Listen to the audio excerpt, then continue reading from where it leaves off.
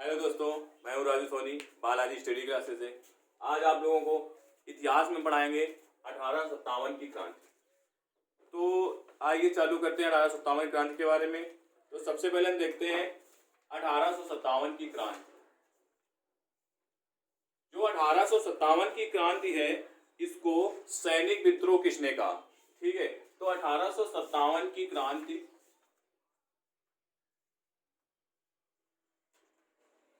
को सैनिक विद्रोह किसने कहा?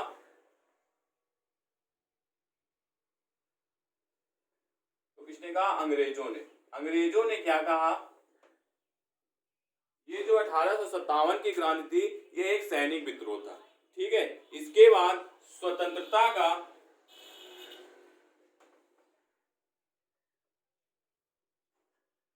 प्रथम संग्राम,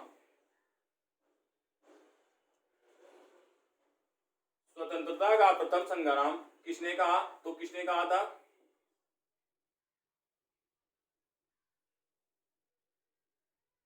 तो वीडी सावरकर। नाम सुना होगा आप लोगों ने, वीडी सावरकर। तो वीडी सावरकर का सबसे पहले जानते हैं पूरा नाम क्या है। तो विनायक दामोदर दास सावरकर। ठीक है, तो विनायक दामोदर सावरकर नाम है। चलते हैं 1857 की क्रांति का कारण। तो बच्चों, आप लोगों ने पढ़ा होगा 1857 का क्रांति का कारण क्या था। तो हम लोगों ने पढ़ा 1857 की तात्कालिक क्रांति का कारण जो चर्बी युक्त कारतूस थे, वो 1857 के तात्कालिक कारण था। लेकिन इसके पहले भी 1857 की क्रांति का जन्म एक वजह से नहीं हो सकता, क्योंकि कोई भी क्रांति हो एक वजह से उसका जन्म नहीं हो सकता। तो क्रांति मतलब क्या है? अगर बहुत से कारण होंगे तभी धीरे धीरे धीरे धीरे सुलगती हुई आएगी और उसका फिर अंत में जन्म होगा। तो तात्कालिक कारण जो था वो हमारा चर्बी युक्त कारतूस था, और अन्य कारण थे वो देखते हैं हम लोग। 1857 की यहाँ पे हेडिंग डालते हैं कारण। किसका कारण? 1857 की क्रांति का जो कारण था वो देखते हैं। पहला हमारा कारण क्या था? सहायक संधि। सहायक संधि मतलब यहाँ से क्रांति को जन्म एक चिंगारी मिल गई थी 1857 की। जब अंग्रेजों ने सहायक संधि चालू की थी, वहां से क्रांति को थोड़ी सी चिंगारी मिली थी। इसका एक मेन कारण ये सहायक संधि भी था। अब अगला क्वेश्चन ये है, सहायक संधि किसने चालू की थी और कब चालू हुई थी? तो सहायक संधि के जन्मदाता कौन थे? Lord Wellesley. लॉर्ड वेलेजली जो थे वो सहायक संधि के जन्मदाता थे, और इन्होंने 1798 ईस्वी में शुरू की थी। अब सहायक संधि का मतलब क्या है? सहायक संधि में क्या है? अंग्रेज और भारतीय राजा आपस में समझौता करते थे।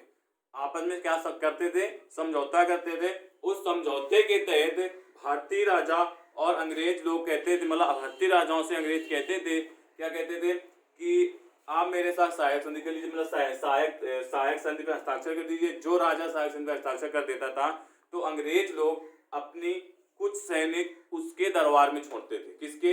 राजा के दरबार में रख देते थे। अब जब राजा के दरबार में अपने सैनिक रख देते थे तो इन सैनिकों का खर्चा कौन उठाता था? इन सैनिकों का खर्चा वो राजा ही उठाता था।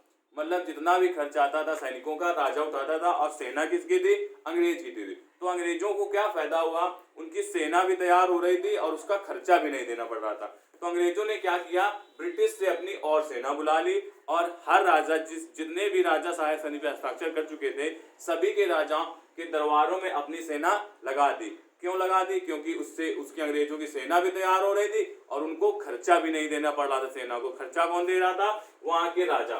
ठीक है, तो सहायक संधि आप लोग समझ गए होंगे 1798 में चालू हुई थी लॉर्ड वेलीजली के समय। ठीक है, इसका मतलब ये भी हम लोग जानेंगे सहायक संधि होती क्या है। तो यहाँ से भी एक कारण इसका ये उत्पन्न होता है कि अंग्रेजी सेना राजाओं के दरबार में रह के क्या कर रही थी। अब हाँ, इस पे एक शर्तें और थी। अंग्रेज लोग ये कह रहे थे, अगर कोई भी आपके ऊपर अटैक करेगा तो हम आपकी सहायता करेंगे। क्यों? क्योंकि अंग्रेजी सेना उनके दरबार में रहती थी राजाओं के। तो अब ये देखिए, अंग्रेजों के होते हुए राजाओं पे अटैक कौन करेगा? क्योंकि सबको उन्होंने अंग्रेजों ने बांध रखा है, सब राजाओं से शासन कर लिए, तो कौन करेगा? तो अंग्रेज स्वयं करेंगे? तो स्वयं नहीं करेंगे। क्यों नहीं करेंगे? क्योंकि उनकी सेना है। तो इसी तरह एक इसका कारण ये भी है सहायक संधि। ठीक है, अगला दूसरा चलते हैं 1829। देखो 1829 की डेट हमें याद रखनी है। इस समय क्या हुआ था, सती प्रथा का अंत। देखो सती प्रथा का अंत ये किसने किया था, लॉर्ड विलियम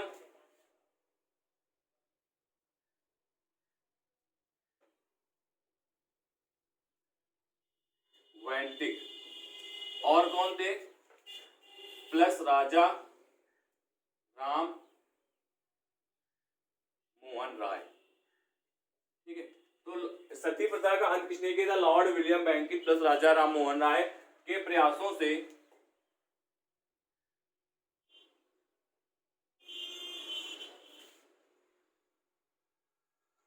सती प्रथा का या सती के प्रयासों से सती प्रथा समाप्त हुई। लिख सकते हैं ना, सती प्रथा समाप्त हुई। तो देखो सती प्रथा क्या थी, ये कब समाप्त हुई, सबसे पहला ये क्वेश्चन है, सती प्रथा कब समाप्त हुई, 1829 में। कौन थे उस समय का जनरल, लॉर्ड विलियम बेंटिक, और भारतीय कौन थे, राजा राम मोहन राय। इन लोगों ने अथक प्रयास किया, अथक प्रयास से सती प्रथा को समाप्त कर दिया। अब इसके बाद सती प्रथा का यहाँ पे क्या करना था, वो सती प्रथा का यहाँ पे क्या करना था, जिस स्त्री का भी पति मर जाता था या उसकी मृत्यु हो जाती थी, तो वो स्त्री अपनी पति की चिता में कूद के जान दे देती थी। ठीक है, और एक ये तो सती प्रथा, और दूसरी सती प्रथा जल समाधि भी थी। जल समाधि मतलब समझे, जिनको जल समाधि दी जाती थी तो उनकी स्त्रियां जल में समाधि ले लेती थी, जल में उनको मार दिया जाता था। तो ये एक कुप्रथा थी, भारत में प्रचलित थी। तो इसको लॉर्ड विलियम बेंटिक, राजा राम मोहन राय ने क्या किया, इसको समाप्त कर दिया। अब इससे कैसे 1857 क्रांति, क्योंकि इसमें रूढ़िवादिता उत्पन्न हो गई। ठीक है, कैसी रूढ़िवादिता, जो ब्राह्मण थे या हिंदू कास्ट के लोग थे, वो लोग सोचते थे कि हमारी जो परंपराएं हैं उसमें अंग्रेज लोग हस्तक्षेप कर रहे हैं।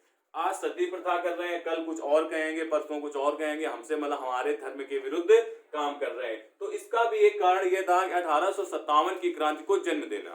ठीक है, यहाँ से ब्राह्मणों में रूढ़िवादिता उत्पन्न हो गई। ब्राह्मणों में, हिंदू समाज में क्या रूढ़िवादिता कि अंग्रेज लोग आज सती प्रथा मतलब हमारे जो धार्मिक आयोजन है उसमें हस्तक्षेप कर रहे हैं। तो हस्तक्षेप कहाँ से कर रहे हैं, सती प्रथा का अंत सबसे पहले क्या किया, तो ये इनमें रूढ़िवादिता और ब्राह्मणों में और हिंदुओं में आ गई कि क्या आ गई कि हमारे धर्म में ये हस्तक्षेप कर रहे हैं। ठीक है, आगे चलते हैं, देखते हैं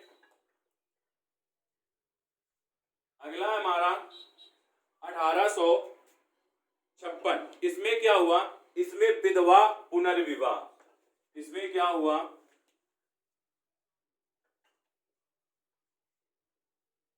विधवा पुनर्विवाह। विधवा पुनर्विवाह का मतलब समझे आप लोग।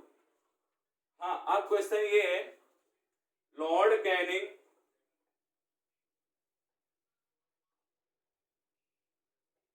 और कौन थे दूसरे व्यक्ति, प्लस ईश्वर चंद्र विद्यासागर। तो देखो विधवा पुनर्विवाह, अब क्या हुआ, जब इन्होंने सती प्रथा को समाप्त कर दिया, जब इन्होंने क्या किया, सती प्रथा को समाप्त कर दिया, तब क्या हुआ, उसके बाद जो विधवाएं होती थी उनकी, तो वो क्या कहने अंग्रेजों के पास गए और उन्हें अंग्रेजों से, उन्होंने विधवाओं के लिए, अंग्रेजों के लिए मतलब विधवाओं ने अंग्रेजों से क्या कहा कि मेरे लिए, मेरा कोई अब देखभाल करने वाला नहीं है, तो मेरे लिए पेंशन आदि की व्यवस्था की जाए, मतलब मुझे पेंशन मिलने लगे। तो अंग्रेजों ने क्या किया, पेंशन ना देकर, मतलब अंग्रेजों ने क्या किया, अपने को मुक्त कर लिया कि हम पेंशन देंगे तो मेरा खजाना खाली होगा। तो अंग्रेजों ने क्या किया, पेंशन नहीं दिया उन लोगों को, इसको विधवाओं को, जो सती होने से बच गई। मान लो जो महिलाएं सती होना चाहती तो मर जाती थी, लेकिन जब सती नहीं हुई तो क्या हो गया, विधवा हो गई। जब विधवा हो गई तो उन्होंने उनका पालन पोषण अब कैसे हो, तो उन्होंने अपने पालन पोषण के लिए अंग्रेजों से क्या कहा कि आप हमें पेंशन दीजिए। तो अंग्रेजों ने मना कर दिया, पेंशन देने से इनकार कर दिया, और एक क्या बनाया 1856 क्या बनाया, विधवा पुनर्विवाह अधिनियम। और किसी वाइस उस समय गवर्नर जनरल कौन थे, Lord Canning plus Ishwar Chandra Vidyasagar ने मिलकर इसको क्या एक अधिनियम बनाया। ठीक है, विधवा पुनर्विवाह अधिनियम। इसके तहत क्या किया इन्होंने, पेंशन न देकर विधवाओं को अगला क्या किया, विधवाओं को दूसरा विवाह करने के लिए आदेश दे दी।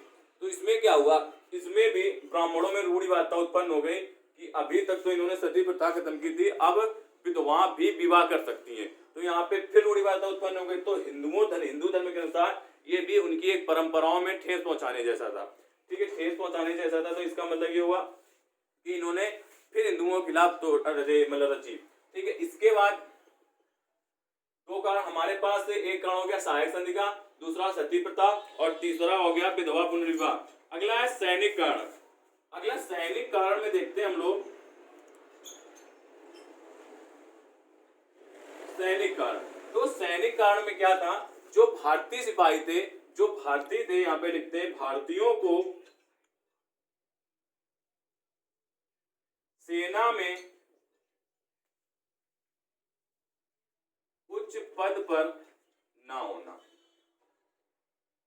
ठीक है, जो भारतीय थे उनको सेना में भर्ती किया जाता था, लेकिन उनको ऊंचा पद नहीं दिया जाता था, मतलब उनको सिर्फ सिपाही रैंक में ही भर्ती किया जाता था। तो ये भी एक कारण था क्या, भारतीयों में, कि जो भारतीय थे उनको सिर्फ सिपाही पद दिया जाता और ऊंचे पद पे भर्ती नहीं किया जाता। और युद्ध और क्या होता था, एक और कारण है, बाहर युद्ध लड़ने के लिए भारतीय सिपाहियों को भेजना।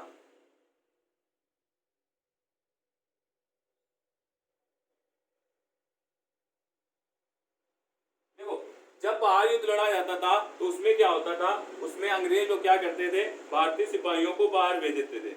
ठीक है, अगला हम लोग चलते हैं आर्थिक कारण की तरफ।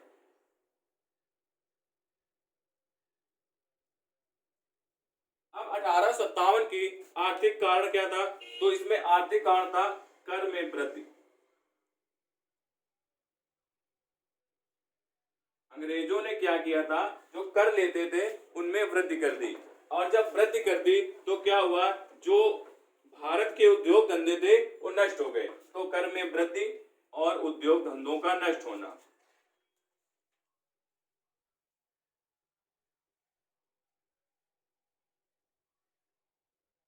देखो, आर्थिक कारण क्या था, एक आर्थिक कारण यह था कि अंग्रेजों ने टैक्स या कर में वृद्धि कर दी, जिससे भारतीय उद्योग धंधे नष्ट हो गए। अगला हम चलते हैं, एक और कारण था हमारा,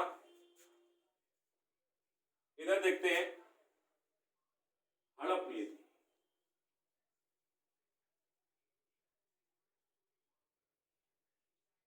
सॉरी, यहाँ पे थोड़ा सा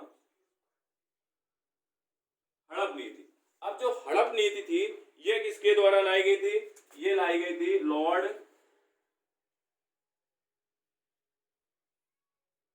डलहौजी।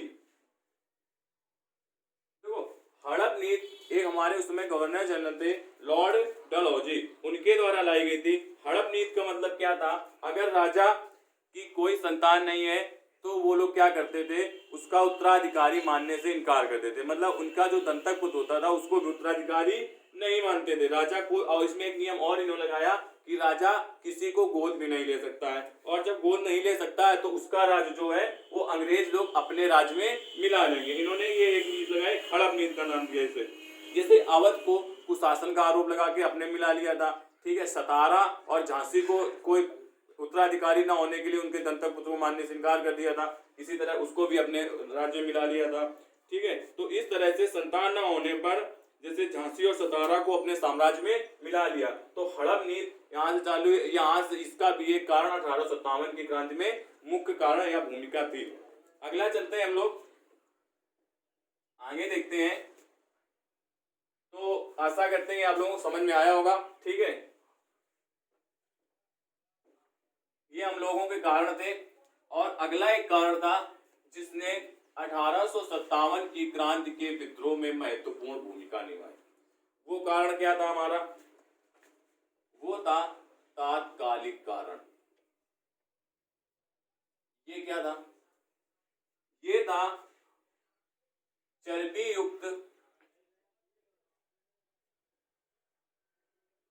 कारतूसों का प्रयोग।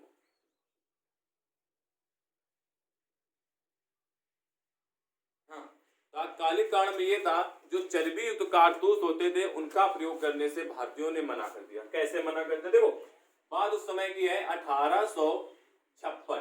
1856 मतलब दिसंबर 1856। दिसंबर 1856 में क्या घटना घटी थी? जो एक राइफल थी उसका नाम था, हमारा राइफल का नाम था बेस ब्राउन।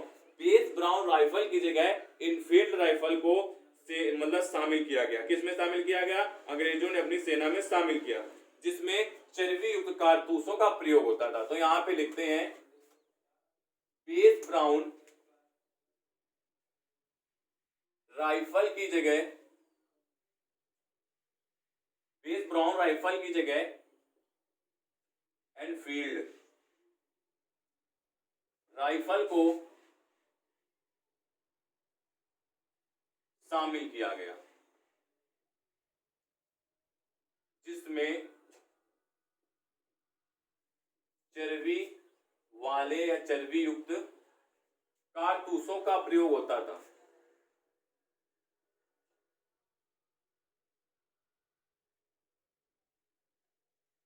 तो देखो यहां पे क्या बात आई, जो बेस ब्राउन राइफल थी उसकी जगह पे एक नई राइफल आई, उसका नाम था एनफील्ड राइफल। तो याद रखना कब शामिल की गई? दिसंबर 1856 में। बेस ब्राउन पहले राइफल चलती थी सेना में, उसकी जगह क्या चालू की गई? एनफील्ड राइफल को शामिल किया गया। और जो एनफील्ड राइफल थी उसमें चर्बी वाले कारतूसों का प्रयोग होता था, ठीक है। और जो चर्बी वाले कारतूस थे उनको मुंह से खोलना पड़ता था, होता था जिनको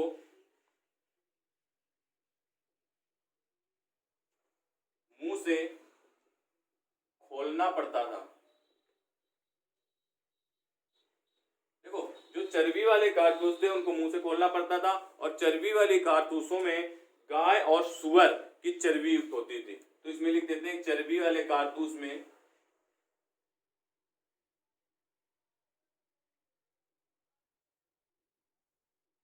गाय और सुअर की चर्बी से बने थे। जो चर्बी वाले कारतूस थे, यहाँ पे चर्बी वाले कारतूस गाय और सुअर की चर्बी से बने थे। जिसको क्या किया? जिसको सिपाहियों ने मुंह से छीलने के लिए मना कर दिया या उनका प्रयोग करने से मना कर दिया। सिपाहियों ने क्या कहा कि हम ये गाय और सुअर की चर्बी वाले कारतूसों का प्रयोग नहीं करेंगे। अब क्यों नहीं करेंगे? इसका कारण क्या था? इसका कारण ये था, जो उनकी सेना थी उसमें जो सिपाही थे वो हिंदू और मुस्लिम दोनों सिपाही थे। तो हिंदुओं के लिए गाय जो है एक पवित्र है, ठीक है। तो इसीलिए उन्होंने गाय की चर्बी मुंह से खोलने से लिए इनकार कर दिया। और मुसलमानों लोग सुअर जो है वो अपवित्र एक जानवर है मुसलमानों के लिए। तो सुअर क्या है? ये अपवित्र जानवर है, तो इसकी चर्बी वो लोग मुंह से लगाने के लिए उन्होंने भी इसको मना कर दिया, ठीक है। और जब मना कर दिया तो फिर क्या हुआ? अब देखो जब मना कर दिया तो जनवरी 1857 में यह खबर पूरे भारत में या पूरे देश में क्या हो गई? फैल गई। क्या खबर फैल गई? कि अंग्रेजी जो नई राइफल आई है बेस ब्राउन की जगह क्या नाम है उसका? एनफील्ड राइफल, उसमें चर्बी वाले कारतूसों का प्रयोग हो रहा था। अब अगला देखिए 29 मार्च 1857। 29 मार्च 1857 को एक घटना घटी थी। इसमें क्या था? 34वीं बटालियन, एक बटालियन का नाम था 34वीं बटालियन। अब 34वीं जो बटालियन थी वो कहाँ की थी? तो वो बैरकपुर की थी। छावनी का नाम था, जो छावनी थी वो बैरकपुर की थी। अब ये बैरकपुर पड़ता कहाँ है? तो ये पड़ता है हमारा पश्चिम बंगाल। तो जो 34वीं बटालियन के बैरकपुर छावनी के पश्चिम बंगाल के एक सिपाही उनका क्या नाम था? के सिपाही कौन थे? मंगल पांडे। इन्होंने क्या किया था? इन्होंने जो इसके खिलाफ इन्होंने दो व्यक्तियों को गोली मार दी थी। कौन थे? एक बाघ, एक अंग्रेज अधिकारी बाघ था। अंग्रेज अधिकारी बाग था और दूसरा था ह्यूर्सन। दो अधिकारी थे, लेफ्टिनेंट बाग और सर्जेंट ह्यूर्सन। इन दोनों को ह्यूर्सन, ठीक है, लेफ्टिनेंट बाग और सर्जेंट ह्यूर्सन को इन्होंने क्या किया, इन पे गोली चला दी।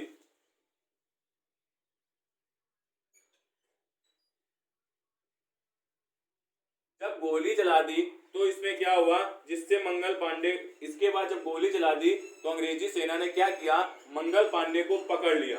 और पकड़ने के बाद 8 अप्रैल, इसमें लिखते गोली चला दी और अंग्रेजों ने मंगल पांडे को पकड़ लिया। अब जब पकड़ लिया तो 8 अप्रैल 1857 को कौन सी घटना घटी थी, मंगल पांडे को फांसी दे दी गई। 1857 को मंगल पांडे को फांसी दे दी गई। देखो क्या हुआ, 34वीं बटालियन का एक सिपाही था, उसका नाम था मंगल पांडे। अब 34वीं बटालियन बैरकपुर छावनी का था और वो पश्चिम बंगाल में पड़ती है, ठीक है। उसने क्या किया, एक उनका अधिकारी था लेफ्टिनेंट बाग और सार्जेंट ह्यूर्सन, तो इन्होंने क्या किया, उन पर गोली चला दी। और जब गोली चला दी तो अंग्रेजों ने इनको मंगल पांडे को पकड़ लिया। इसके बाद पकड़ने के बाद 8 अप्रैल 1857 को मंगल पांडे को फांसी दे दी गई। अब क्वेश्चन यहाँ से फिर आता है, मंगल पांडे को फांसी कब दी गई थी, तो मंगल पांडे को फांसी 8 अप्रैल 1857 को मंगल पांडे को फांसी दे दी गई थी। अब क्वेश्चन ये आता है, जो 1857 की क्रांति थी, इसमें शहीद होने वाला प्रथम व्यक्ति कौन था, ठीक है। तो यहां से चालू करते हैं। 1857 की क्रांति में पहला शहीद कौन था, पहला शहीद कौन था, तो आंसर है हमारा मंगल पांडे। जो मंगल पांडे थे, ये सबसे पहले 1857 की क्रांति में सबसे पहले शहीद हुए थे, ठीक है। आगे चलते हैं हम लोग। अब क्या हुआ, जब ये हो गया तो भारतीय राजा और सैनिकों ने मिलकर 1857 की क्रांति को एक नई दिशा दी या नया रूप दिया। वो कब दिया, तो यहाँ भारतीय राजाओं ने मिलकर क्रांति की तारीख, अब देखो क्रांति को ये लोग आगे बढ़ाना चाहते थे। कौन, भारतीय राजा और सैनिक लोग आगे। क्यों भारतीय राजा क्यों आगे बढ़ाना चाहते थे, क्योंकि हमने आप लोगों को अभी बताया हड़प नीति, उसका एक मेन कारण था हड़प नीति। तो भारतीय राजाओं को क्या किया था, अंग्रेजों ने हड़प नीति के तहत उनके राज्य को हड़पना शुरू कर दिया था। और जो दिल्ली का राजा था उसका नाम था हमारा बहादुर शाह जफर द्वितीय, वो मुगल सम्राट था, ठीक है। तो उन्होंने क्या किया था, जो दिल्ली का मुगल सम्राट था, तो उसके उत्तराधिकारी को उन्होंने दिल्ली का सम्राट मानने से इनकार कर दिया था। मतलब उन्होंने ये कह दिया था कि मुगल सम्राट के बाद दिल्ली का कोई उत्तराधिकारी नहीं होगा, दिल्ली अंग्रेजों के अधिकार में आ जाएगी। तो यही यहाँ से पड़ता है। तो राजाओं ने मिलकर अब इस क्रांति को नया मोड़ दिया। तो यहाँ से लिखते हैं, भारतीय राजाओं ने मिलकर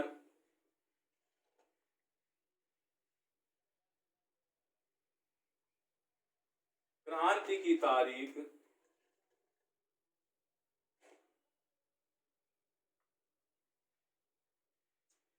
कब निश्चित की, कोई बता सकता है क्वेश्चन, क्रांति की तारीख कब निश्चित की, बताओ, कोई बता सकता है। हाँ बिल्कुल सही है, 31 मई 1857। तो क्रांति की तारीख 31 मई के लिए डिक्लेयर की गई कि 31 मई को क्रांति हर जगह चालू हो गई। लेकिन क्रांति क्या हुई, 31 मई को ना चालू होके वो कब चालू हो गई, लेकिन क्रांति जो 31 मई तारीख डिक्लेयर्ड की थी राजाओं ने मिलकर या बनाई थी, 31 मई को क्रांति चालू होगी। तो लेकिन क्रांति 31 मई को 31 मई को ना चालू होकर कब चालू हो गई? 10 और यहाँ पे होकर 10 मई को ही शुरू हो गई। देखो, जो क्रांति थी उसकी तारीख 31 मई डिक्लेयर्ड की गई, जो क्रांति, लेकिन क्रांति 31 मई को चालू ना होकर 10 मई, मतलब पहले ही चालू हो गई। कब चालू हो गई? 10 मई को शुरू हो गई। अब 10 मई को जब शुरू हुई तो इतना आप लोगों को समझ में आया होगा, तो प्लीज आप लोग नोट डाउन करते जाइएगा। ठीक है, आगे चलते हैं हम लोग।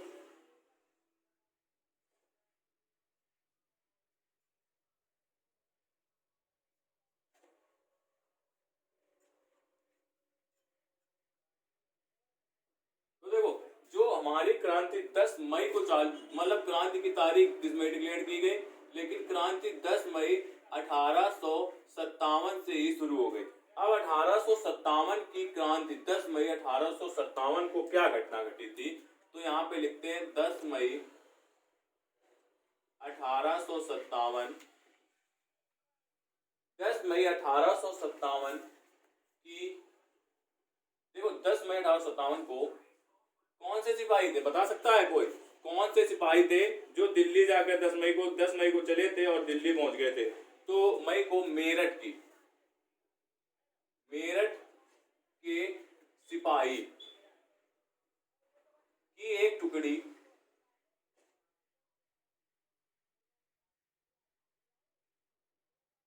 की एक टुकड़ी 10 मई 1857 को मेरठ के सिपाही की एक टुकड़ी मेरठ से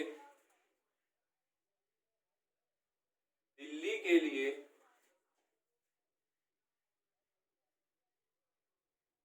रवाना हुआ। देखो, मेरठ की एक सिपाही की टुकड़ी थी जो 10 मई 1857 को मेरठ से दिल्ली के लिए रवाना हुई, मतलब मेरठ से दिल्ली के लिए चल पड़ी। ठीक है, और 11 मई 1857 को दिल्ली पहुंच गई। जब दिल्ली पहुंच गई 11 मई 1857 को, तब क्या घटना घटित हुई? तब इन्होंने क्या किया?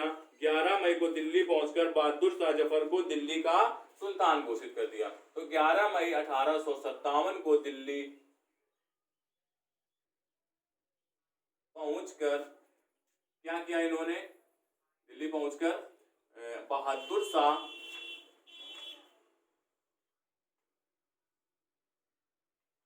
जफर को दिल्ली का सुल्तान घोषित कर दिया।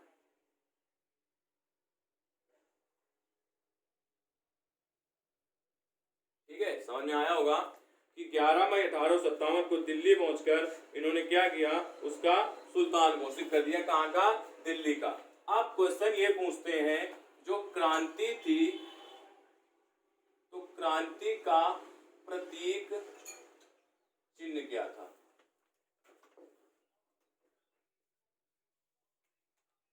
जो क्रांति थी उसका प्रतीक चिन्ह क्या था? तो यहाँ पे लिखते हैं प्रतीक चिन्ह कमल का फूल और चपाती। चपाती मतलब जिसे कहते हैं रोटी। ठीक है, रोटी। तो कमल का फूल और रोटी इसका प्रतीक चिन्ह था। अब देखो, कमल का फूल और रोटी का मतलब यहाँ पे है कि अगर जैसे एक राजा, इसने क्रांति चालू की और ये अपने संदेश इन 3 राजाओं के पास भेजना चाहता है, तो ये एक व्यक्ति को कमल का फूल और रोटी लेके इन 3 राजाओं के पास भेजेगा। इससे क्या होगा? इन राजाओं को ये पता चल जाएगा कि क्रांति शुरू हो गई है या किस तारीख को शुरू करनी है। हाँ, अगर जो व्यक्ति कमल और रोटी लेके जा रहा है, इसको अंग्रेजों ने बीच में पकड़ लिया, ठीक है, तो अंग्रेजों को क्या पता ये कमल रोटी लेके जा रहा है? तो अंग्रेज लोग पूछते थे कहाँ जा रहे हो? अगर वो बता देगा हम वहां जा रहे हैं, तो अंग्रेज लोग स्वयं पहुंच जाते थे। जिससे क्या होता था कि राजा वो समझ जाते थे, क्या समझ जाते थे? ये क्रांतिकारी नहीं है। क्यों? क्योंकि उसके पास कमल और रोटी नहीं है। क्योंकि अगर आप पकड़ लोगे तो कोई ये व्यक्ति नहीं बताएगा कि मेरे पास कमल रोटी है तो हम ये क्रांति के लिए जा रहे हैं। तो कमल रोटी नहीं थी उसके पास, तो वो पकड़ लिया जाता था, ये क्रांतिकारी नहीं है। अब 1857 की क्रांति के समय गवर्नर जनरल कौन था? क्वेश्चन यहाँ पे आता है। ये क्वेश्चन बहुत आता है पेपर में, बहुत ज्यादा पूछा गया एग्जाम में। तो यहाँ पे लिखते हैं 1857 की क्रांति के समय भारत का गवर्नर जनरल कौन? तो कोई बताएगा बच्चों गवर्नर जनरल कौन था? हाँ बिल्कुल सही जवाब। और कोई? ठीक, सही सही। तो कौन था? Lord Canning. ठीक है, लॉर्ड कैनिंग था। इसके बाद जब 1857 की क्रांति चल रही थी उस समय ब्रिटिश का प्रधानमंत्री कौन था? तो 1857 की क्रांति के समय ब्रिटिश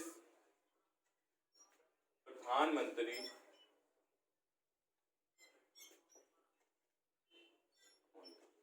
हाँ बच्चों, ब्रिटिश प्रधानमंत्री कौन था? बिल्कुल सही जवाब। हाँ सही है, पॉम ईस्टर्न। पॉम ईस्टर्न कौन थे? ये एक ब्रिटिश के पीएम थे उस समय। कहाँ के? 1857 की क्रांति के समय।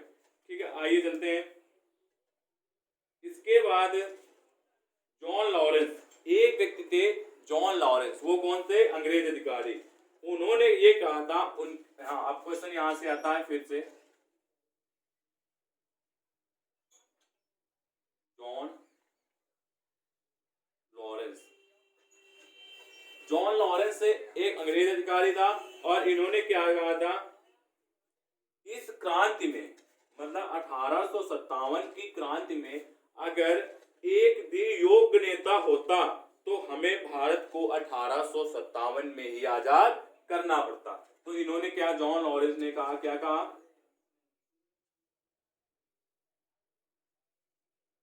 इस क्रांति में अगर एक भी योग्य नेता होता तो हमें 1857 में ही भारत को आजाद करना पड़ता या भारत को छोड़ना पड़ता। ठीक है, 1857 तो क्या 1857 में ही भारत को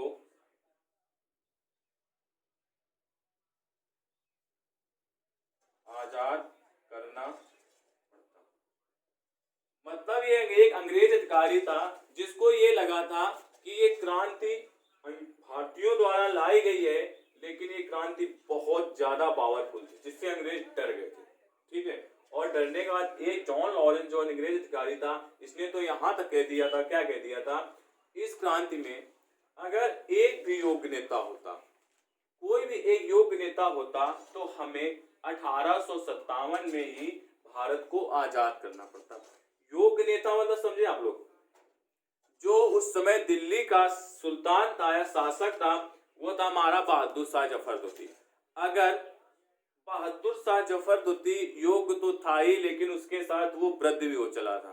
तो वृद्ध होने के साथ साथ उसमें वो ताकत नहीं रहती, तो वो क्या हुआ था, अगर दिल्ली में बहादुर शाह जफर की जगह नाना साहब तात्या टोपे या झांसी की रानी दिल्ली में होती तो उस समय 1857 की क्रांति का मोड़ कहीं और होता या रुख कहीं और होता। ठीक है, अब अगला क्वेश्चन है 1857 की क्रांति को लिखने का प्रयास किसने किया था? यहाँ पे लिखते हैं 1857 की क्रांति को, कोई बताएगा 1857 की क्रांति को लिखने का प्रयास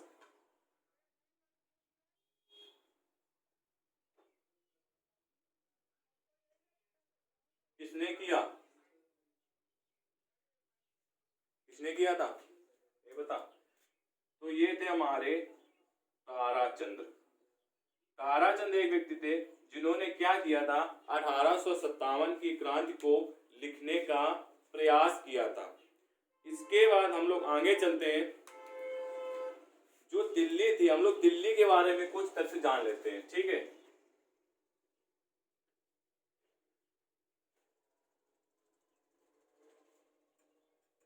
क्योंकि दिल्ली उस समय मेन हेड था। अगर दिल्ली पे आप कब्जा कर लेते हैं तो भारत में आप कब्जा कर सकते हैं, ठीक है। तो हम लोग कुछ दिल्ली पे पॉइंट पे नजर डालते हैं। तो यहाँ पे डालते हैं हेडिंग दिल्ली। तो जो दिल्ली थी, अब क्वेश्चन यहाँ का जो क्रांतिकारी था उस व्यक्ति का नाम बताओ। तो उस व्यक्ति का नाम आपको पता है, बहादुर शाह जफर। जो बहादुर शाह जफर था, ये दिल्ली का एक क्रांतिकारी था। अब इसका एक सेनापति था, ठीक है। तो इसका एक सेनापति था, उस सेनापति का नाम बताएगा कोई? सेनापति का नाम क्या था? ठीक ठीक, और बताइए।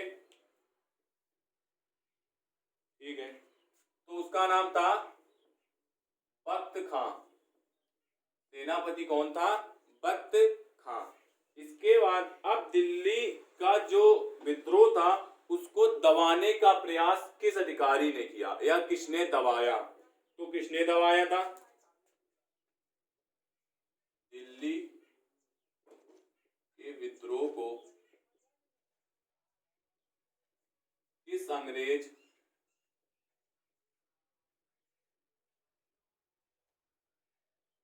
अधिकारी ने दबाया? तो वो कौन था? हडसन। जो हडसन था उसने दिल्ली के विद्रोह को दबाया था, ठीक है। आगे चलते हैं। अब हडसन ने दबाया, हुमायूं जो अगला था बहादुर शाह,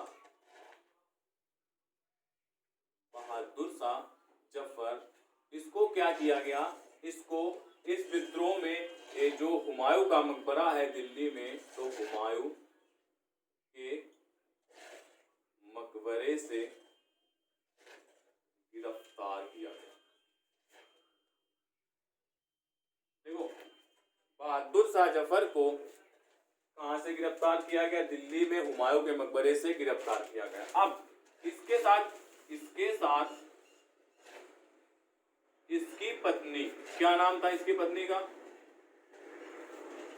हाँ बताइए। हाँ ठीक, बिल्कुल सही, जीनत महल। जीनत महल को भी गिरफ्तार कर लिया गया।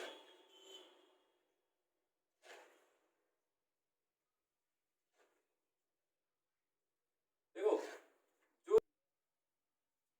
इसको जब गिरफ्तार कर लिया गया, कहां से? हुमायूं के मकबरे से। किसको? हुमायूं के मकबरे से बहादुर शाह जफर और उसकी पत्नी जीनत महल को कहां से गिरफ्तार किया गया? हुमायूं के मकबरे से। अब क्वेश्चन ये आता है, क्वेश्चन आता है कि हम आपको बता रहे हैं जो जीनत महल थी इसकी पत्नी, तो वो क्या करती थी? वो अंग्रेजों के संदेशवाहक के रूप में कार्य करती थी। मतलब इसकी पत्नी बहादुर शाह जफर के साथ गद्दारी करती थी। गद्दारी मतलब समझे? नहीं समझे? तो ये जो जीनत महल थी, ये क्या करती थी? उसके साथ अंग्रेजों के साथ मिली हुई थी और अंग्रेजों के संदेशवाहक के रूप में कार्य करती थी। मतलब अंग्रेजों को यह सूचना देती थी कि क्या क्या हो रहा है, ठीक है। इसके बाद बहादुर शाह के साथ जीनत महल को भी गिरफ्तार कर लिया गया और उसकी आंखों के सामने उनकी आंखों के सामने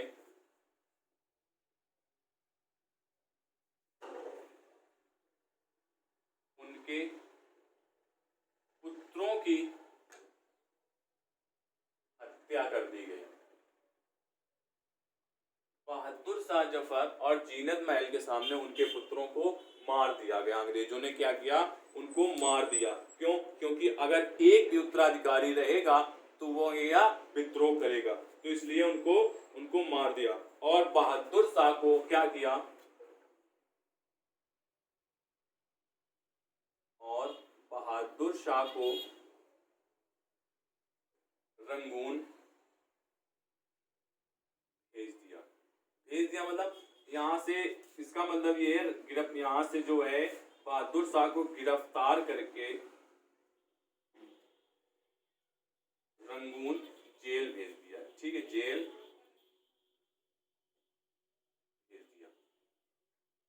ठीक है, तो ऐसा करते हैं, समझ में आया होगा। और बहादुर शाह को गिरफ्तार करके रंगून जेल में भेज दिया गया।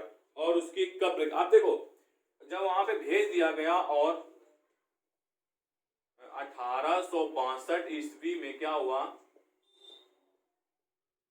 बहादुर शाह की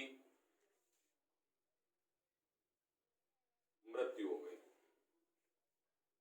देखो, 1862 में बहादुर शाह की मृत्यु हो गई। अब क्वेश्चन यहां से आता है, जो बहादुर शाह है उसकी कब्र कहां बनी है? तो बहादुर शाह यहां से लिखते हैं,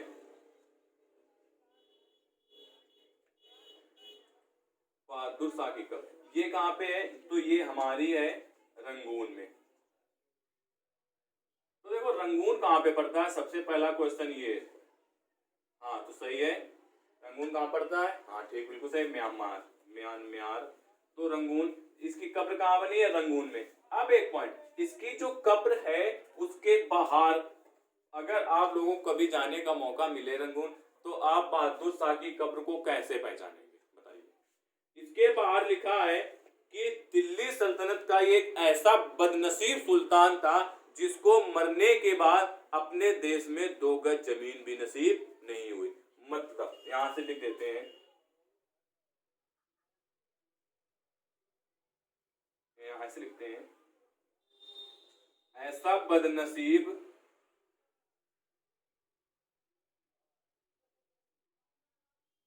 सुल्तान था जिसको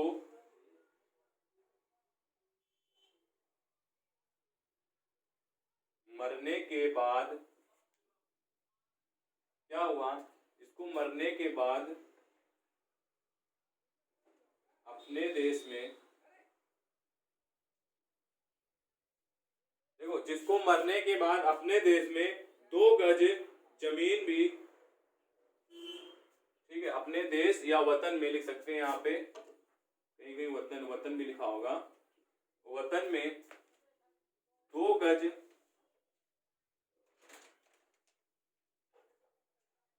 जमीन भी नसीब ना हुई। तो देखो, कुछ क्वेश्चन यहाँ पे बनते हैं, कुछ क्वेश्चन यहाँ से भी बनते हैं कि जो मुगल सम्राट थे, ऐसे कौन से मुगल सम्राट हैं जिनकी कब्र भारत से बाहर बनी हुई है। ठीक है, तो 3 मुगल शासक हैं जिनकी कब्र भारत से बाहर हुई है। पहला कौन सा हमारा? पहला है बाबर। बाबर जो है वो पहले कहाँ दफनाया गया था? आराम बाग, आगरा के आराम बाग में दफनाया गया था, लेकिन बाद में उसको कहाँ दफनाया गया? काबुल में। तो वो भारत के बाहर है। दूसरा हमारा है जहांगीर, जहांगीर भी भारत से बाहर लाहौर में है। ठीक है, इसके बाद हमारा है बहादुर शाह जफर जिसकी कब्र रंगून में। तो 3 बादशाह हैं दिल्ली सल्तनत, दिल्ली नहीं सॉरी, मुगल काल के, जो क्या है, जिनकी कब्र भारत से बाहर स्थित है। आइए अगला चलते हैं।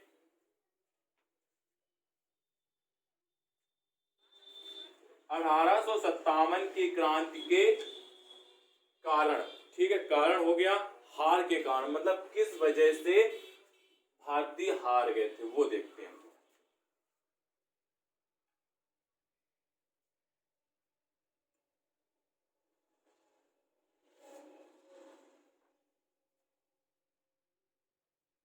(1857) की क्रांति के हार के कारण,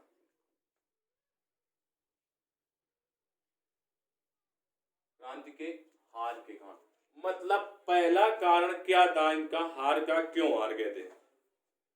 जो नंबर 1 पे डालते हैं, क्रांति का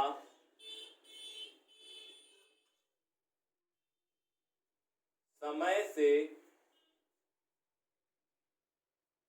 पहले प्रारंभ हो जाना। अब देखो, जो क्रांति थी वो समय से पहले प्रारंभ हो गई थी, इसीलिए इनका मेन हार का कारण यही बना था। कोई भी चीज है, अगर आपने डेट निश्चित की है तो उस डेट को अगर नहीं करेंगे, समय से पहले ही कर देंगे, तो वो आपके पतन का कारण बनेगी। जैसे महात्मा गांधी ने असहयोग आंदोलन के दौरान एक अधिकारी को पत्र लिखा था और उसका जवाब मिलने से पहले ही आंदोलनकारियों की भीड़ ने चौरी चौरा कांड कर डाला था, तो असहयोग आंदोलन स्थगित करना पड़ा था। ठीक है, तो क्या हुआ, देखो क्रांति का समय से पहले प्रारंभ हो जाना। क्रांति की जो तारीख थी 31 मई निश्चित की गई थी, लेकिन क्या हुआ था, वो 10 मई को ही शुरू हो गई थी, तो मतलब वो समय से पहले ही शुरू हो गई थी। दूसरा कारण है हमारा एक उद्देश्य का ना होना। जो क्रांति है इसमें किसी का एक उद्देश्य नहीं था, सभी अपने अपने उद्देश्य से इस क्रांति में आ गए थे। तीसरा कारण है हमारा योग्य नेतृत्व का अभाव। ठीक है, योग्य नेतृत्व का अभाव मतलब इसमें कोई ऐसा योग्य व्यक्ति नहीं था जिससे नेतृत्व से ये क्रांति आगे बढ़े। चौथा कारण है हमारा पढ़े लिखे भारतीयों का अंग्रेजों की सहायता करना। जो अब देखो यहाँ पे क्या है, जो पढ़े लिखे भारतीय थे वो अंग्रेजों की सहायता कर रहे थे, तो इसका एक हार का कारण जो 1857 की क्रांति है, इसका एक हार का कारण ये भी था कि जो पढ़े लिखे भारतीय थे वो किसकी सहायता कर रहे थे, तो अंग्रेजों की सहायता कर रहे थे, इसकी एक कारण ये भी था। अब पांचवा कारण है क्रांति का अलग अलग समय पर शुरू होना। जो क्रांति थी वो हर जगह जगह पर अलग अलग दिन अलग अलग समय पर चालू हुई थी, तो इसका एक हार का कारण ये भी है कि अलग अलग दिन अलग अलग समय पर क्रांति का शुरू होना। अगर एक ही दिन संपूर्ण भारत में क्रांति चालू होती तो आज कुछ और इतिहास होता हम लोगों का, तो इसका क्या है, अलग अलग समय पर अलग अलग चालू होना। अगला है सिंधिया, होलकर, पटियाला। सिंधिया, होलकर, पटियाला, ग्वालियर रियासतों का अंग्रेजों का साथ देना।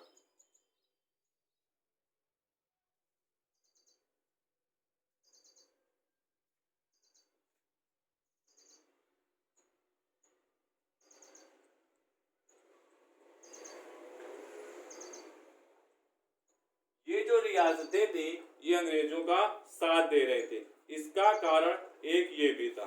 ठीक है, अगला चलते हैं हम लोग परिणाम की तरफ। तो दोस्तों आप लोगों को समझ में आया होगा कि इसका कारण, हार का कारण क्या था। तो देखते हैं, फिर से देख लेते हैं एक बार। इसके हार का कारण क्रांति का समय से पहले प्रारंभ हो जाना। जो क्रांति थी उस समय से पहले ही शुरू हो गई थी। एक उद्देश्य का ना होना, जो क्रांति थी उसका कोई एक उद्देश्य नहीं था। तीसरा है योग्य नेतृत्व का अभाव। जो क्रांति में कोई भी एक योग्य नेता नहीं था या योग्य नेतृत्व का अभाव नहीं था। जैसे उन्होंने कहा था, जॉन लॉरेंस ने, अभी हमने आपको बताया कि जॉन लॉरेंस ने कहा था कि अगर इस क्रांति में एक भी योग्य नेता होता तो हमें 1857 के समय ही भारत को छोड़ना पड़ता। ठीक है, पढ़े लिखे भारतीयों का अंग्रेजों का साथ देना। जो पढ़े लिखे भारतीय थे वो लोग क्या करते थे, वो लोग अंग्रेजों का सहायता करते थे, अंग्रेजों की सहायता करते थे। क्रांति का अलग अलग समय पर शुरू होना। अलग अलग जगह पर अलग अलग समय पर क्रांति चालू हुई थी। क्रांति की डेट कब निश्चित की गई, 31 में। हाँ बिल्कुल सही जवाब है, 31 मई को शुरू की गई थी, लेकिन वो चालू कब हो गई थी, 10 मई को मेरठ के सिपाही दिल्ली पहुंच गए थे। ठीक है, अगला है सिंधिया, होलकर और पटियाला ग्वालियर की रियासतों का अंग्रेजों का। जो सिंधिया, होलकर और पटियाला की रियासतें थी ये क्या कर रही थी, ये अंग्रेजों का साथ दे रही थी। ठीक है, आगे चलते हैं हम लोग। चलो आगे देखते हैं, हमारे कारण हो गए। हम लोग देखते हैं परिणाम।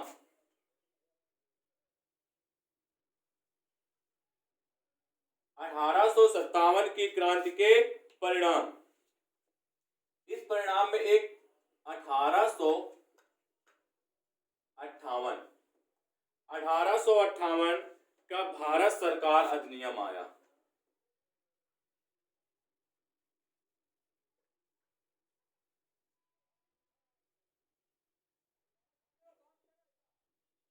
देखो 1857 जब क्रांति हो गई तो एक अधिनियम पारित किया गया 1858 भारत सरकार अधिनियम। इसमें क्या हुआ, जो कंपनी का शासन था, पहला पॉइंट लिखते हैं यहाँ पे, इस तरह लिख लेते हैं, कंपनी के शासन को समाप्त करके ताज का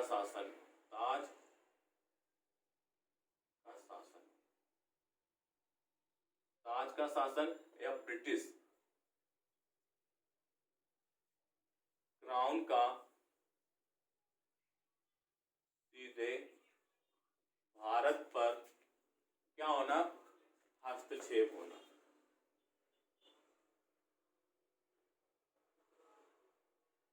ठीक है, मतलब इसमें क्या हुआ, कंपनी के शासन को समाप्त कर दिया गया। ताज का शासन, ताज मतलब ब्रिटिश क्राउन का सीधे भारत पर हस्तक्षेप हो गया। उसमें ब्रिटिश की महारानी कौन थी, महारानी विक्टोरिया। मतलब कि ब्रिटेन अब सीधे तौर पे भारत पे अधिकार कर लिया उसने। अब कंपनी का शासन समाप्त हो गया, इसके बाद हम लोग चलते हैं आगे। दूसरा कौन था, कंपनी का काल। अब कंपनी का काल जो है, कंपनी का काल कोई बताएगा, कंपनी का काल कब से कब तक चला था? 1757 से 1857। ठीक, बिल्कुल सही। कंपनी का शासन कब से कब तक चला? 1757 से 1857। मतलब कंपनी का पूर्ण आधिपत्य भारत पे कब हो गया था? 1757 से 1857 तक। 1757 जब प्लासी युद्ध हुआ था, उसके बाद कंपनी पूर्ण रूप से भारत में स्थापित हो गई थी। और कब तक रही थी? 1857 तक। 1857 के बाद कंपनी का शासन समाप्त होकर ताज का शासन, ब्रिटिश का शासन सीधे भारत पे लागू हो गया था। इसके बाद अगला चलते हैं। अब यहाँ पे कुछ पॉइंट और बनते हैं, जैसे कि गवर्नर जनरल था, जो गवर्नर जनरल के पद को समाप्त कर दिया गया। समाप्त करके वायसराय कहा जाने लगा। जो गवर्नर जनरल का पद था उसको समाप्त कर दिया, उसका क्या नाम बना दिया? जो गवर्नर जनरल की जगह वायसराय कहा जाने लगा। तो यहाँ पे क्वेश्चन फिर बनता है कि प्रथम वायसराय। दूसरा पॉइंट बनता है अंतिम गवर्नर जनरल। तो कोई भी व्यक्ति कोई भी स्टूडेंट बताएगा कि प्रथम वायसराय अंतिम गवर्नर जनरल कौन थे? हाँ सही है, लॉर्ड कैनिंग। अंतिम गवर्नर जनरल भी लॉर्ड कैनिंग ही थे, क्योंकि 1857 की क्रांति के समय लॉर्ड कैनिंग थे, और जो 1857 के 1858 आया तब भी लॉर्ड कैनिंग ही थे। अगला पॉइंट चलते हैं हम लोग। कुछ इंपॉर्टेंट चीजें हैं, जैसे हम लोग यहाँ पे ऐसे करके लिख लेते हैं नोट, तो उसके बारे में जानते हैं। उसमें क्या है, एक व्यक्ति था James Outram, W Taylor.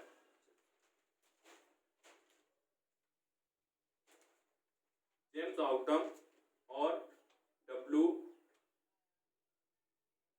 Taylor, ये एक व्यक्ति था। इन्होंने क्या कहा था? इन्होंने कहा था अंग्रेजों के विरुद्ध हिंदू और मुसलमानों का षड्यंत्र। जो 1857 की क्रांति है, इन्होंने क्या कहा था?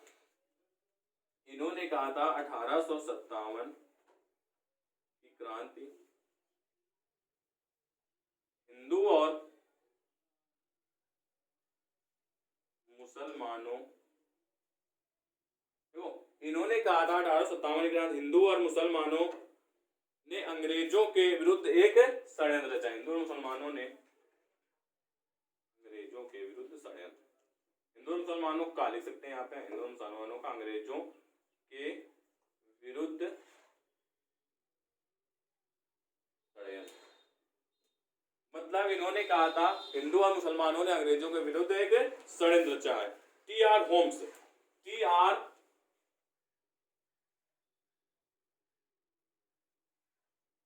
होम्स, टी आर होम्स एक व्यक्ति थे। इन्होंने क्या कहा था? बर्बरता और सभ्यता के बीच,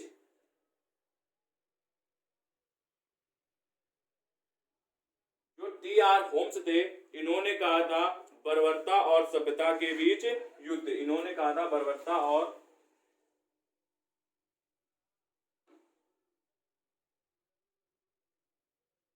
1857 को क्रांति को इन्होंने एक नया नाम दिया था, बर्बरता और सभ्यता के बीच युद्ध। अगले व्यक्ति थे L E R Rees, L E R रीज।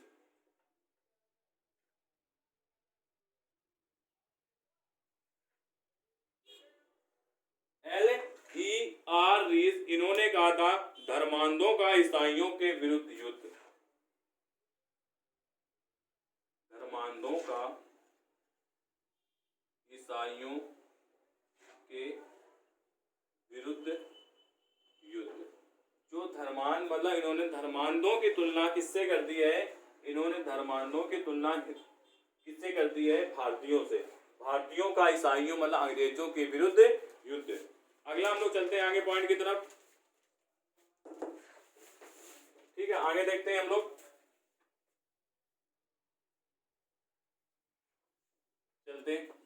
आगे चलते हम लोग, कुछ और भी पॉइंट हैं जो देखते हैं। पहला हमारा है कि मंगल पांडे, जो ये पॉइंट बाय पॉइंट है, यहाँ पे लिख लेते हैं पॉइंट बाय। मंगल पांडे, कोई बताएगा? मंगल पांडे जो थे वो कहाँ के रहने वाले थे? कोई बताएगा? नहीं बता? गाजीपुर। गाजीपुर अब कहाँ पे है? अब बलिया।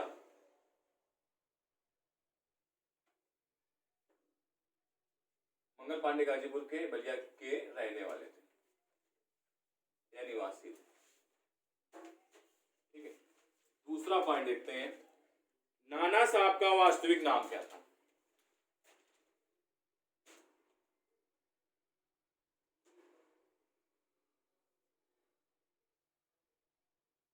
नाना साहब का वास्तविक नाम क्या था? धोंदू पंत। ठीक है, याद रखना, नाना साहब का वास्तविक नाम था धोंदू, सॉरी धोंदू पंत। धोंदू पंत था नाना साहब का वास्तविक नाम। अगला, तात्या टोपे का वास्तविक नाम।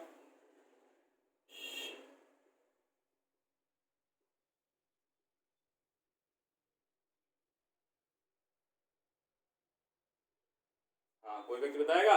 कोई व्यक्ति बताएगा कि तात्या टोपे का वास्तविक नाम क्या था? सही है, बिल्कुल सही, रामचंद्र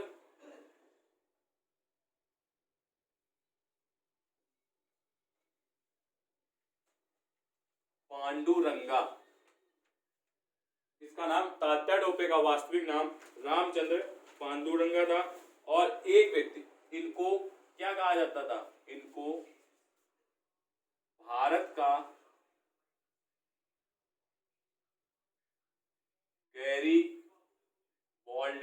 गैरीबाल्डी कहा जाता था। याद रखना कि क्वेश्चन आ सकता है, भारत का गैरीबाल्डी किसे कहा जाता था? तो तात्या टोपे, सॉरी यहाँ पे रामचंद्र पांडुरंगा को भारत का गैरीबाल्डी कहा जाता था। अगला है महारानी लक्ष्मीबाई।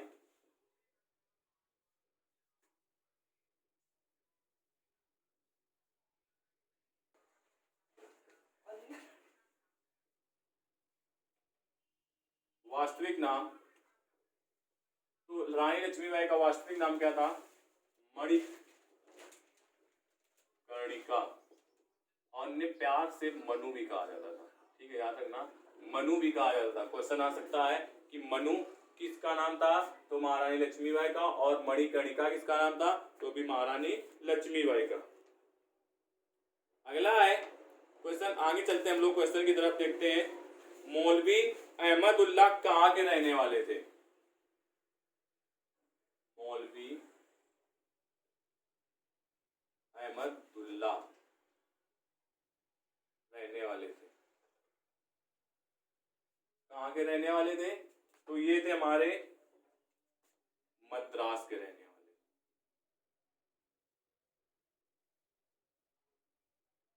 मद्रास के रहने वाले थे। अब देखो यहाँ पे एक चीज है, यहाँ पे लिख लेते हैं मौलवी अहमदुल्लाह के नीचे नोट डाल के कि मद्रास इस विद्रोह से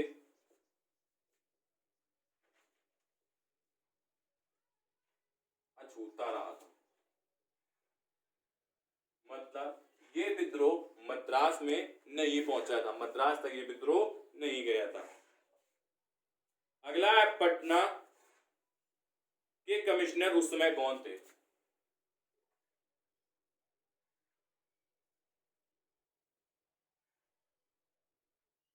अगला पॉइंट है पटना के कमिश्नर कौन थे? बताएगा कोई? William Taylor. जो पटना के कमिश्नर थे वो विलियम टेलर थे। किस समय? 1857 की क्रांति के समय। अगला पॉइंट है निकलसन को दिल्ली में मार दिया गया था। जो निकलसन था अंग्रेज अधिकारी, उसको कहां मार दिया गया था? उसको दिल्ली में मार दिया गया था। अगला, इस विद्रोह में सर हेनरी लॉरेंस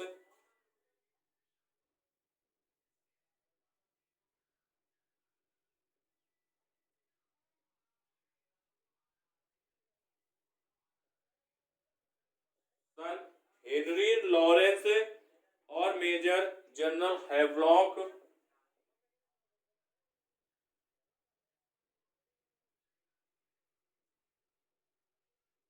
देखो, जो ये विद्रोह था इसमें एक व्यक्ति था sir Henry Lawrence, general Havelock तथा नील।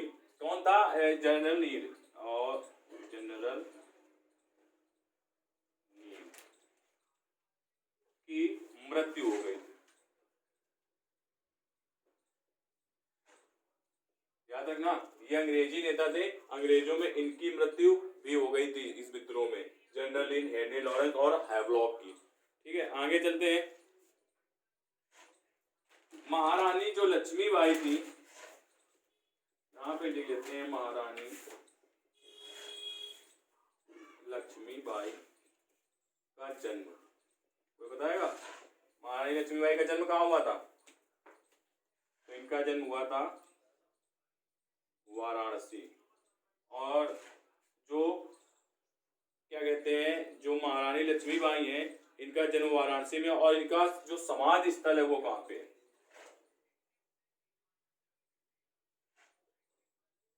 ये हमारा है ग्वालियर में। देखो क्वेश्चन यहाँ से आता है, महारानी लक्ष्मीबाई का जन्म कहाँ हुआ था? वाराणसी में। महारानी लक्ष्मीबाई की समाधि कहाँ है? तो वो हमारी ग्वालियर में। अगला चलते हैं। एक व्यक्ति ऐसा था जिसने अपनी आंखों से ये पूरा विद्रोह देखा था, उसका कोई नाम बताएगा? तो उसका नाम है मिर्जा गालिब। सॉरी, मिर्जा गालिब। मिर्जा गालिब ने 1857 के विद्रोह को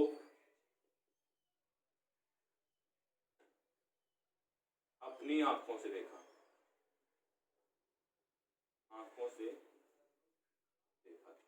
जो 1857 का विद्रोह है, पूरा विद्रोह किसने, कौन सा व्यक्ति था? मिर्जा गालिब ने, जिन्होंने अपनी आंखों से पूरा विद्रोह देखा था। अब 1796, एक डेट थी 1796 और दूसरी है 1869।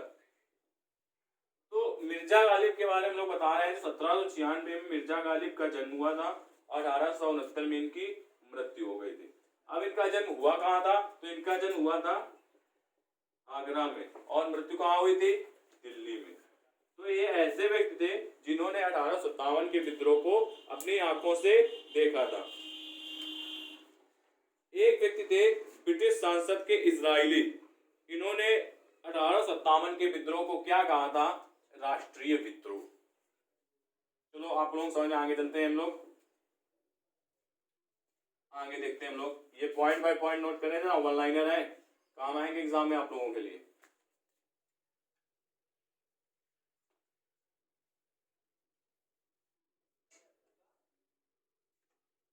अगला हमारा पॉइंट है ब्रिटिश सांसद इजरायली। इजरायली ने 1857 के विद्रोह को क्या कहा था? राष्ट्रीय विद्रोह का।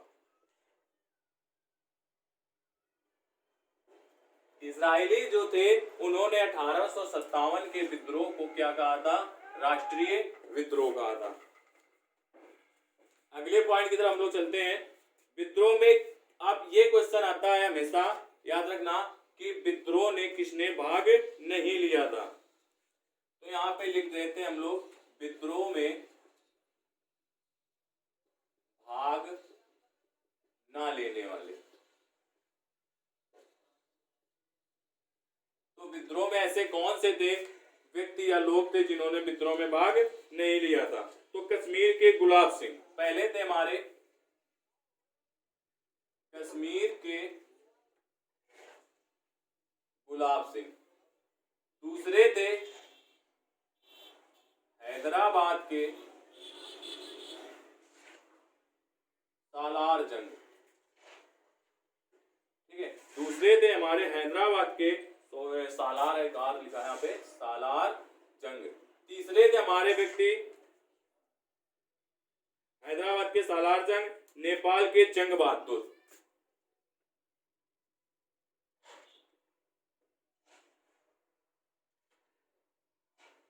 नेपाल के जो जंग बहादुर थे, ये इन्होंने भी इसमें विद्रोह में भाग नहीं लिया था। तो ये हमारा पॉइंट है, विद्रोह में भाग ना लेने वाले। तो नेपाल के जंग बहादुर। भोपाल की बेगम,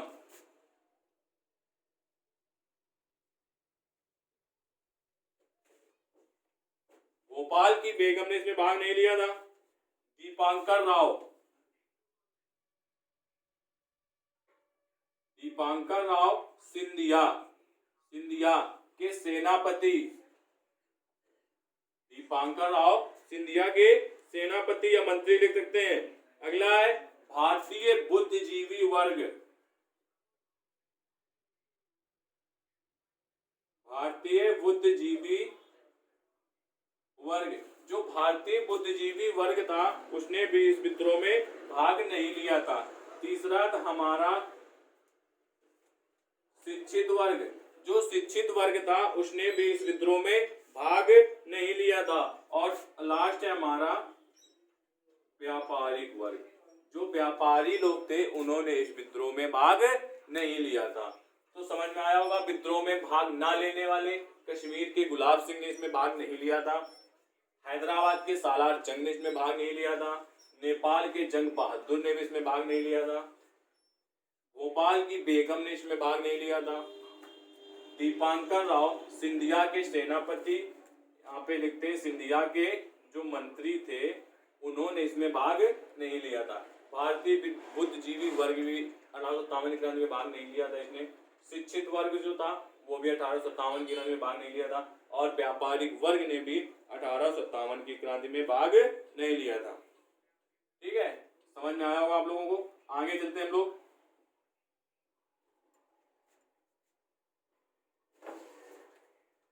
हम लोग लिखते हैं केंद्र, विद्रोही केंद्र, कहां पे, कौन सा केंद्र, और समय, मतलब किस समय विद्रोह हुआ। ठीक है, और यहाँ पे लिखते हैं विद्रोही नेता, या फिर लिख लेते हैं, हाँ विद्रोही नायक लिख सकते हैं हम लोग, विद्रोही नायक। और लास्ट हमारा पॉइंट है विद्रोह अंग्रेज अधिकारी। जो ये अंग्रेज अधिकारी यहाँ पे हैं, तो यहाँ पे लिखना विद्रोह दबाने वाले अंग्रेज अधिकारी।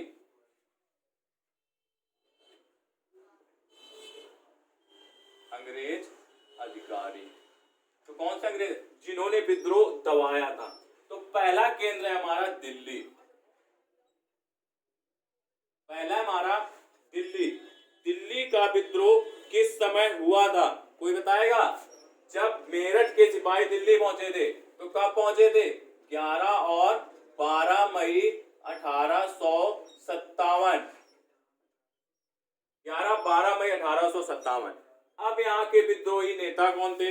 विद्रोही नेता थे हमारे बख्त खां जो सेनापति थे, और विद्रोही नेता थे हमारे बहादुर शाह जफर। बहादुर शाह जफर। और इनका एक सेनापति था, तो वो कौन था? बहादुर शाह जफर का सेनापति बख्त खां। ठीक है। अब जो दिल्ली का विद्रोह 11-12 मई 1857 को हुआ था, इसको दबाया किसने था? अंग्रेज अधिकारी कौन था? John Nicholson Hudson. John Nicholson Hudson ने इस विद्रोह को दबाया था। अगला हम लोग चलते हैं, दिल्ली के बाद आते हैं हम लोग कानपुर पे। कानपुर का विद्रोह किस तारीख को हुआ था? तो वो कब हुआ था? 5 जून 1857। पहला पॉइंट हमारा दिल्ली है, दूसरा पॉइंट हमारा कानपुर है। ठीक है। यहाँ के विद्रोही नायक कौन थे? नाना साहब। और इनके सेनापति कौन थे? तात्या टोपे। ठीक है। अब जो अंग्रेज अधिकारी था जिसने विद्रोह दबाया था, वो कौन था? उसका नाम था सर कैंपबेल। सर कैंपबेल ने कानपुर के विद्रोह का दमन किया था। अगला है लखनऊ। लखनऊ का विद्रोह कब चालू हुआ था? ये चालू हुआ था 4 जून 1857 को। 4 जून 1857। विद्रोही नायक कौन थे? तो यहाँ पे थी बेगम हजरत महल। ठीक है। अब जो लखनऊ है, इसका विद्रोह दबाया किसने था? तो इसका विद्रोह सर कैंपबेल ने इसका विद्रोह का दमन किया था, जो अंग्रेज अधिकारी थे। अगला चलते हैं झांसी की तरफ। झांसी और ग्वालियर। झांसी और ग्वालियर। अब झांसी और ग्वालियर, इसका विद्रोह कब हुआ था?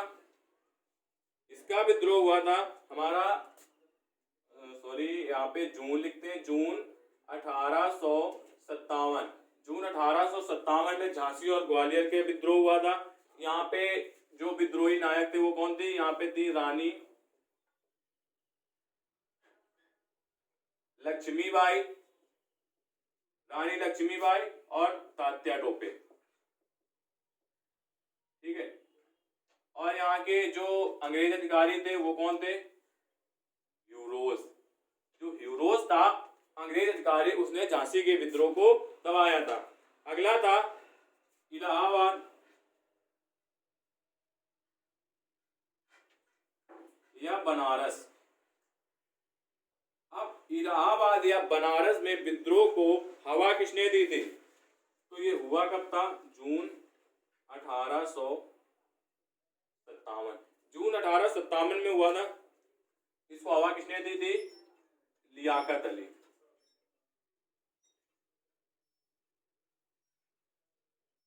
और अंग्रेज अधिकारी कौन था जिसने इसका दमन किया था?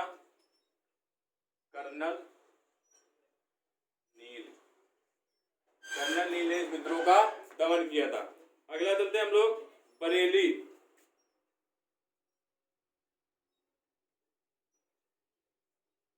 रुहेलखंड। बरेली या रुहेलखंड। बरेली क्षेत्र को क्या कहते हैं? रुहेलखंड।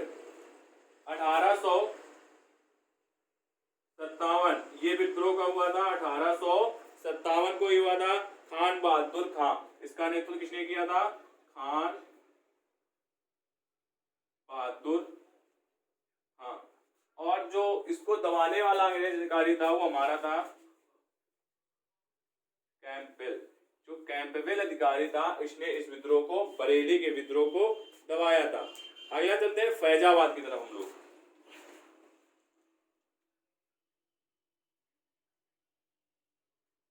फैजाबाद, तो फैजाबाद का विद्रोह किसने कब हुआ था? 1857 मौलवी अहमदुल्ला का,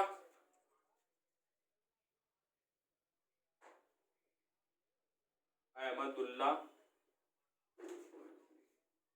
हाँ ठीक है। और इसको दबाया किसने था? रेनॉल्ड, ठीक है। एक अधिकारी, अंग्रेज अधिकारी था, उसका नाम था जनरल रेनॉल्ड। यहाँ पूरा नाम लिख देते हैं इसका, जनरल रेनॉल्ड।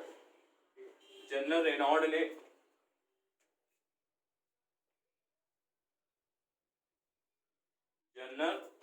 ने इस विद्रोह को दबाया था फैजाबाद। अगला है फतेहपुर।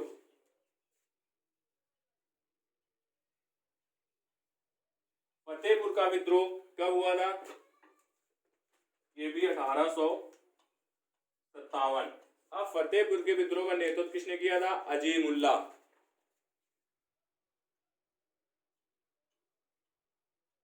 इसको दबाया किसने था? जनरल रेनॉल्ड, ठीक है। आगे दोस्तों आगे चलते हैं, ठीक है,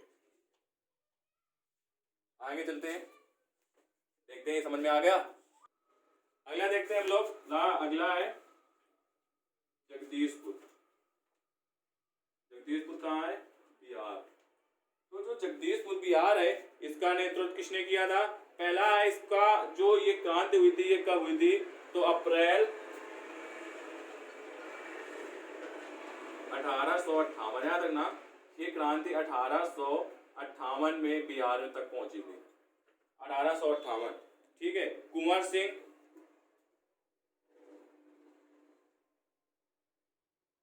इसके जो विद्रोही नेता थे वो कौन थे? कुंवर सिंह। और जो दमन करने वाले थे वो थे विलियम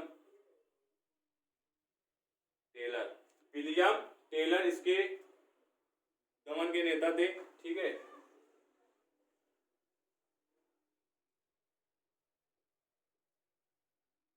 ठीक है, ठीक है, आगे चलते हैं हम लोग, देखते हैं इसके आगे हम लोग चलते हैं, और आगे और भी हमारे।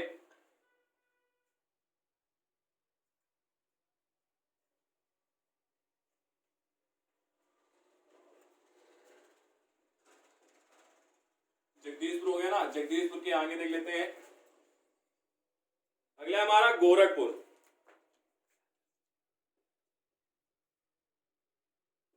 जो गोरखपुर का विद्रोह हुआ था, ये कब हुआ था? 1857। इसके नेता कौन थे? गजाधर सिंह, ठीक है। अगला हमारा मुरादाबाद।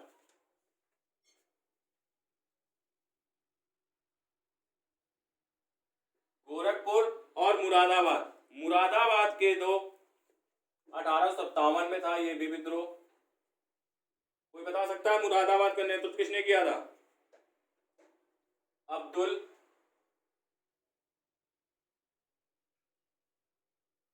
अली खान। मुरादाबाद का किसने किया था? अब्दुल अली खान ने। अगला है रेवाड़ी। ये कहां पे हमारा? हरियाणा पड़ता है, ठीक है। रेवाड़ी हरियाणा पड़ता है। इसका नेतृत्व किसने किया था? 1857 में भी इसका हुआ था। और इसने किसने किया था? राव तुलाराम। राव तुलाराम ने इसका नेतृत्व किया था। राव तुलाराम थे, इनके एक भाई थे गोपाल सिंह, उन्होंने भी इसका। और ये राव तुलाराम गोपाल सिंह थे, अहिरवाद से संबंधित थे, ठीक है। अगला चलते हैं बैरकपुर। बैरकपुर तो आपको पता होगा,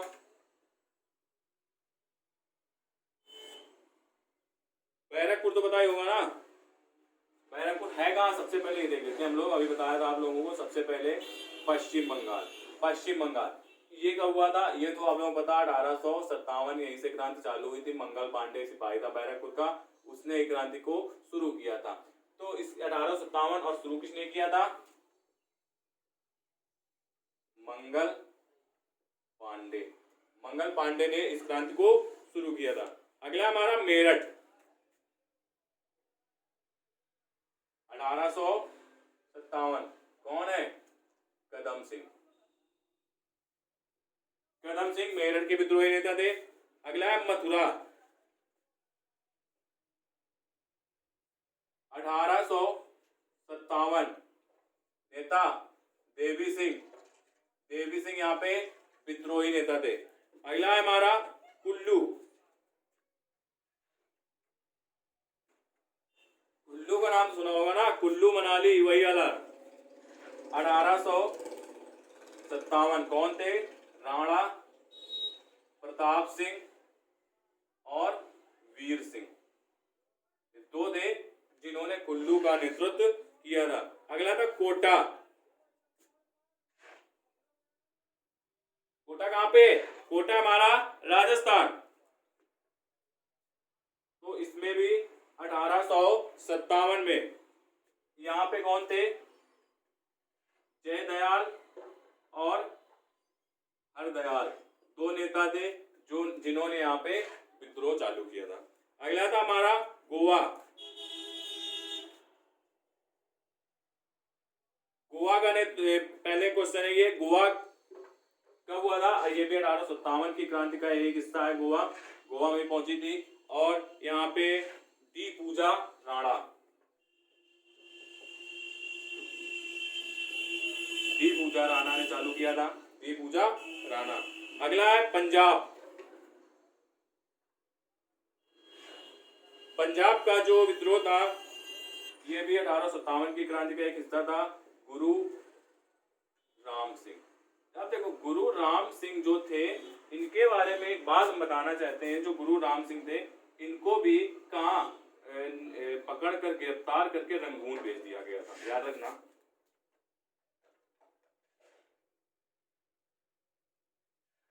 गिरफ्तार करके रंगून भेज दिया गया।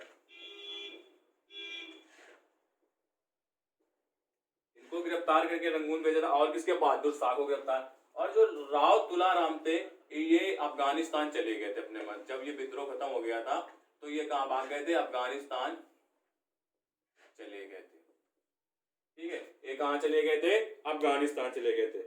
तो दोस्तों समझ में आया होगा आप लोगों को। ठीक है, हमने आप लोगों को 1857 की क्रांति के बारे में बता दिया है। ठीक है, तो दोस्तों एक काम करना आप लोग, हम इतनी मेहनत करते हैं तो आप भी थोड़ा सा मेरा सपोर्ट करिए। और सपोर्ट करना क्या आप लोगों को? सिर्फ मेरे चैनल को सब्सक्राइब करना है। सिर्फ आप लोग सब्सक्राइब करते जाइए और हम आप लोगों को अच्छी से अच्छी नॉलेज देने का प्रयास करेंगे। ठीक है, जिससे आप लोगों को समझ में आए। 1857 की क्रांति का आप पूरा वीडियो देखना और फिर हमें कमेंट करके बताना कि कहाँ पे नहीं समझ में आया, तो उसको हम दोबारा से फिर से आप लोगों को बता देंगे। ठीक है दोस्तों, तो मेरे चैनल को जितना ज़्यादा हो सके उतना सब्सक्राइब करिए और अपने दोस्तों को शेयर करिए और बोलिए कि चैनल को सब्सक्राइब करें। जितना आप सब्सक्राइब शेयर करेंगे तो हमें उतना सपोर्ट मिलेगा। ठीक है, और बेल आइकन को जरूर दबाइए। ठीक है दोस्तों।